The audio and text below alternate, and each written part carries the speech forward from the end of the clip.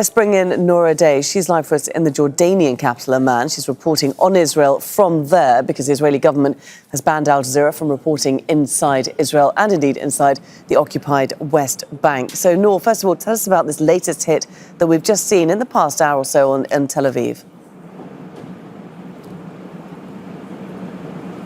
Well, Laura, alarms sounded in Tel Aviv and in many cities in northern Israel, including Herzliya. They also sounded here, and we could hear the thuds very far in the distance to the back in that direction.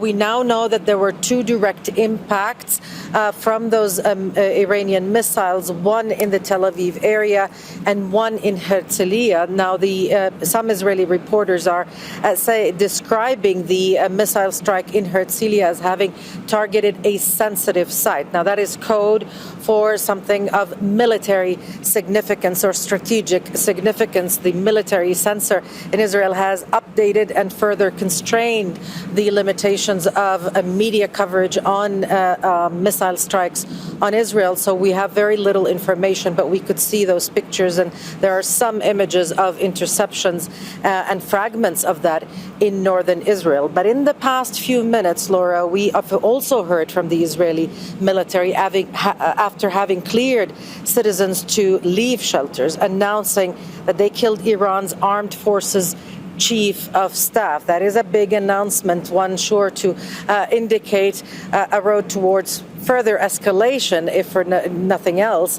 This is a confrontation that doesn't have a routine. In the beginning, we thought that strikes from Iran only happen at night, and now we're reporting on strikes happening in broad daylight and announcements of major assassinations also continuing, days after this started on Friday. Yeah, as we see this conflict continuing to escalate, Nour, we are hearing several countries now warning their citizens in Israel to be on high alert and even to leave if they can.